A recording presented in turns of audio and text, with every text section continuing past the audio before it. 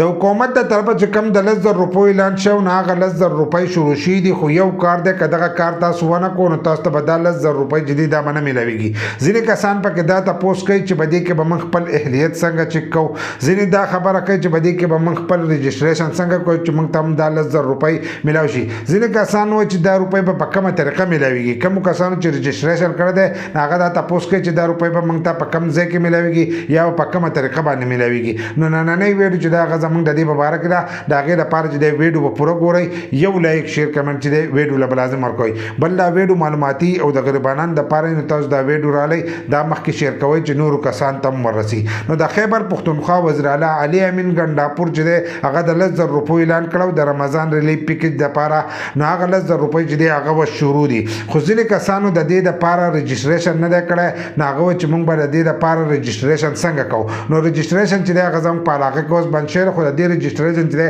هغه په اسانو باندې کېدو د شناخت کارت نقل پکارو او ستاسو د موبایل نمبر پکارو. د موبایل نمبر پکارو هغه به تاسو یونین کونسل ته به وړو یا به خپل دغه له وړو کونسلر لا هله به ورکو نو ستاسو رجسټریشن چې دی دا به کېدو چې هغه ورکړی نو په هغې باندې به ستاسو رجسټریشن چې دی دا به شی او تاسو ته به دغه 10,000 روپۍ چې دي دا میلاوېدلې. خو هغه نمبر به ورکو چې په کم نمبر باندې ایزي پیسه اکاونټ یا تاسو هغه نمبر ورکړی نو په هغې باندې به ځان له ایزي پیسه اکاونټ چې دی دا به جوړو نو د هغې نه وروسته به دغه 10,000 روپۍ چې دي دا به تاسو ته میلاوي دي. خو ځینې کسانو چې دی رجسټریشن کړی دی خو هغو که دا یو کار ونه کړو نو هغو ته به دا روپۍ چې دی دا به نه میلاویږي ځکه اوس دغه روپۍ شروع شوي دي د هغې لیسټ راغلی دی. کومو کسانو چې د دې دپاره رجسټریشن کړی دی نو د هغو لیسټ چې دی هغه راغلی دی هغو له اوس تله پکار دی کوم ځای کې چې تاسو خپل شناختي کارت جمع کړی او د موبایل نمبر جمع کړی هغه ځای ته تاسو له اوس تله پکار دی چې تاسو خپل ویریفیکیشن چې دی دا وکړئ لکه تاسو هلته کې ګوته ولګوئ هلته کې خپل معلومات چې دی دا ورکړئ چې هغو ته پته ولګي چې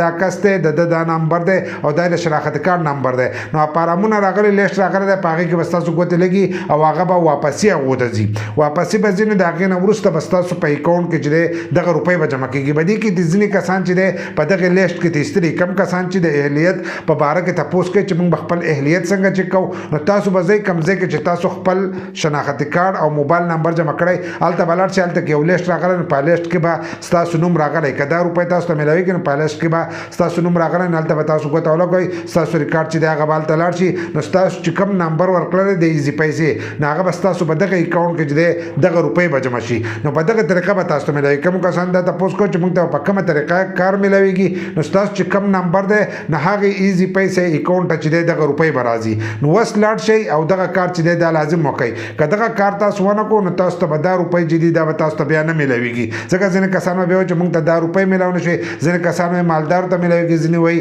د پی ټي آی کسانو ته چې دی هغو ته میلاویږي او د دې لپاره چې دی منډه نه وایي چې تاسو ځئ نو کور ته چې دی چا له روپۍ نه راوړي نو تاسو لاړ شئ خپلې ګوتې ولګوئ چې تاسو ته هم دغه روپۍ چې دي دا میلاو شي.